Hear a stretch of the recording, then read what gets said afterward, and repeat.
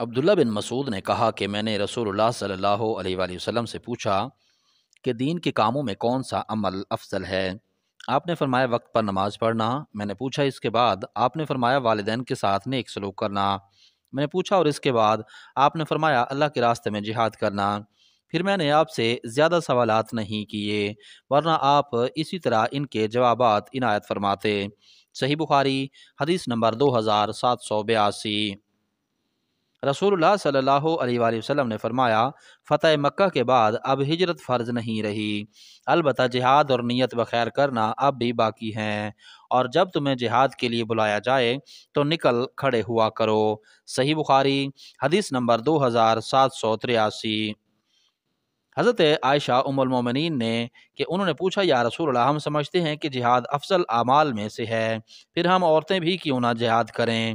آپ نے فرمایا لیکن سب سے افضل جہاد مقبول حج ہے جس میں گناہ نہ ہوں۔ صحیح بخاری حدیث نمبر 2784۔ حضرت ابو ہریرہ نے بیان کیا کہ ایک صاحب نامعلوم رسول اللہ کی خدمت میں آئے اور عرض کیا کہ مجھے کوئی ایسا عمل بتا دیجئے جو ثواب میں جہاد کے برابر ہو۔ نبی کریم نے فرمایا ایسا کوئی عمل میں نہیں پاتا۔ پھر آپ نے فرمایا کیا تم اتنا کر سکتے ہو کہ جب مجاہد جہاد کے لیے نکلے تو تم اپنی مسجد میں آ کر برابر نماز پڑھنی شروع کر دو اور نماز پڑھتے رہو اور درمیان میں کوئی سستی اور کاہلی تمہیں محسوس نہ ہو، اسی طرح روزے رکھنے لگو اور کوئی دن بغیر روزے کے نہ گزرے۔ ان صاحب نے عرض کیا بھلا ایسا کون کر سکتا ہے؟ ابو ہریرہ نے فرمایا کہ مجاہد کا گھوڑا جب رسی میں بندھا ہوا زمین پر پاؤں مارتا ہے تو اس پر بھی اس کے لیے نیکیاں لکھی جاتی ہیں۔ صحیح بخاری حدیث نمبر 2785۔ ابو سعید خدری نے بیان کیا کہ عرض کیا گیا یا رسول اللہ کون شخص سب سے افضل ہے؟ آپ صلی اللہ علیہ وآلہ وسلم نے فرمایا وہ مومن جو اللہ کے راستے میں اپنی جان اور مال سے جہاد کرے۔ صحابہ نے پوچھا اس کے بعد کون؟ فرمایا وہ مومن جو پہاڑ کی کسی گھاٹی میں رہنا اختیار کرے، اللہ تعالیٰ کا خوف رکھتا ہو اور لوگوں کو چھوڑ کر اپنی برائی سے ان کو محفوظ رکھے۔ صحیح بخاری حدیث نمبر 2786۔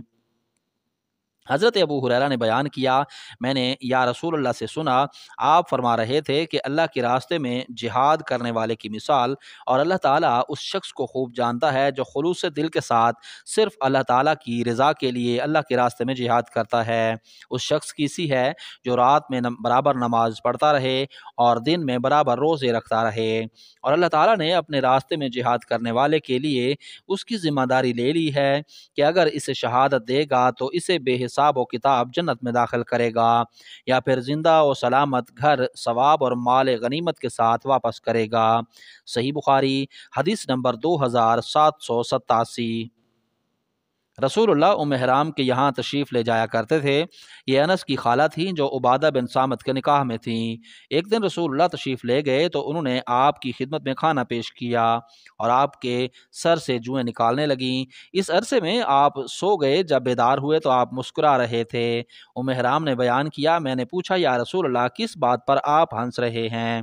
آپ نے فرمایا کہ میری امت کے کچھ لوگ میرے سامنے اس طرح پیش کیے گئے کہ وہ اللہ کے راستے میں غزوہ کرنے کے لیے دریا کے بیچ میں سوار اسی طرح جا رہے ہیں جس طرح بادشاہ تخت پر ہوتے ہیں، یا جیسے بادشاہ تخت رواں پر سوار ہوتے ہیں۔